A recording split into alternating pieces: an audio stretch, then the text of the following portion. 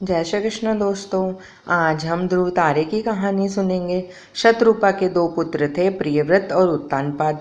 उत्तानपाद की सुनीति और सुरुचि नाम की दो पत्नियां थीं।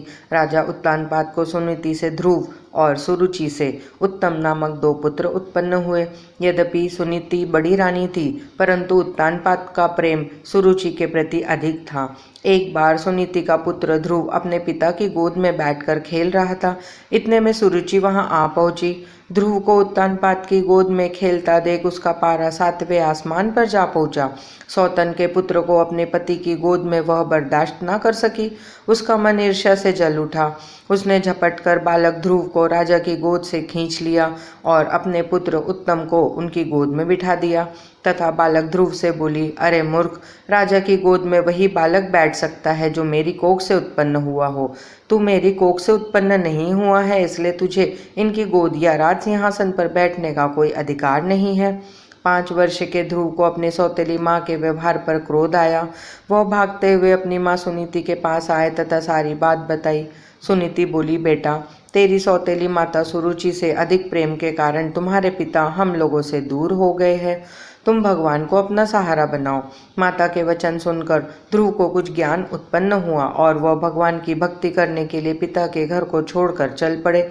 मार्ग में उनकी भेंट देव ऋषि नारद से हुई। देव ऋषि ने बालक ध्रुव को समझाया, किंतु ध्रुव नहीं माना। नारद ने उनके दृढ़ संकल्प को देखते हुए ध्रुव को मंत्र की दीक्षा दी। इसके बाद देवर्षि राजा उत्तानपाद के पास चले गए।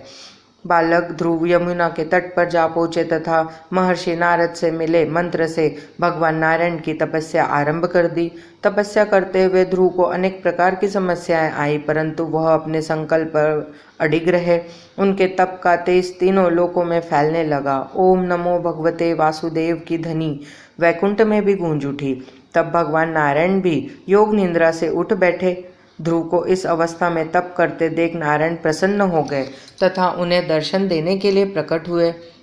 नारायण बोले, हे राजकुमार, तुम्हारी समस्त इच्छाएं पूर्ण होंगी। तुम्हारी भक्ति से प्रसन्न होकर मैं तुम्हें वह लोक प्रदान कर रहा हूँ जिसके चारों ओर ज्योतिष चक्र घूमता है तथा जिसके आधार पर सब ग्रह नक्षत्र घूमते हैं। प्रलय काल में भी जिसका कभी नाश नहीं होता। सप्त ऋषि भी नक्षत्रों के साथ जिसकी प्रदक्षिणा करते हैं। तुम्हारे नाम पर वह लोक ध्रुवलोक कहलाएगा। इस लोक में 36 सहस्त्र वर्ष तक तुम पृथ्वी पर शासन करोगे। समस्त प्रकार के सर्वोत्तम ऐश्वर्य भोग कर अंत में तुम मेरे लोक को प्राप्त करोगे। बालक ध्रुव को ऐसा वरदान देकर नारायण अपने लोक लौट गए। नारायण के वरदान स्वरूप ध्रुव समय पाकर ध्रुव तारा बन गए। तो दोस्तों, ये थी आज की हमारी कहानी। जय श्री कृष्ण दोस्तों।